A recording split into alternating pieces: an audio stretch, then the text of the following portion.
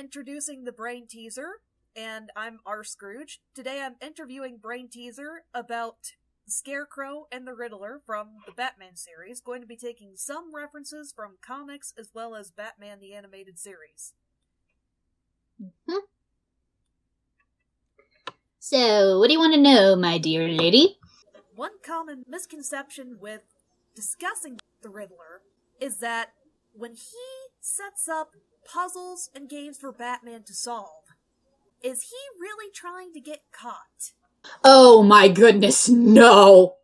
That is the last thing Edward wants because, well, a good majority of the time, Edward does not believe himself to be insane. He just thinks that's the rest of society trying to box him in for being a god amongst men. No, the reason he leaves behind clues is because he wants to play with Batman, basically. He is leaving those clues because he wants to see Batman struggle trying to figure out the answer because he's waiting for that moment for when the time goes up and Batman fails.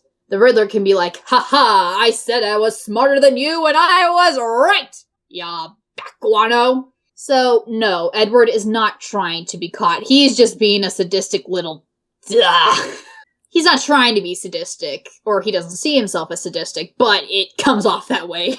Would you say that Batman fascinates him because the world's greatest detective is one of the few people who has an intellect that could possibly challenge his own?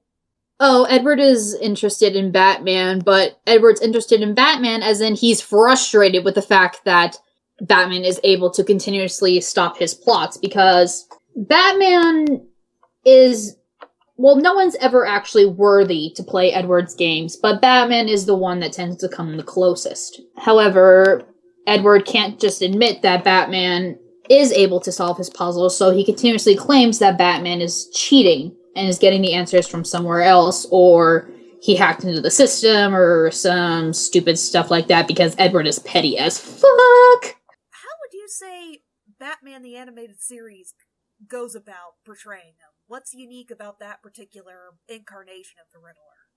Well, I'm not gonna lie, John Glover's voice is my headcanon voice for the Riddler, so he got that just nailed to a T.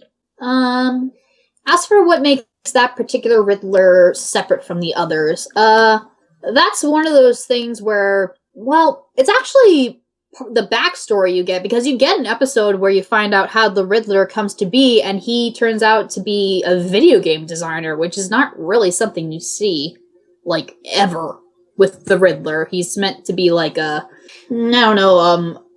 carnival booth owner, or actually at one point I think he was actually a FedLex delivery guy.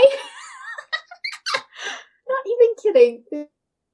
They can't even say FedEx in a comic, so they have to go, oh, it's FedLex, because Lex Luthor owns everything in this goddamn universe.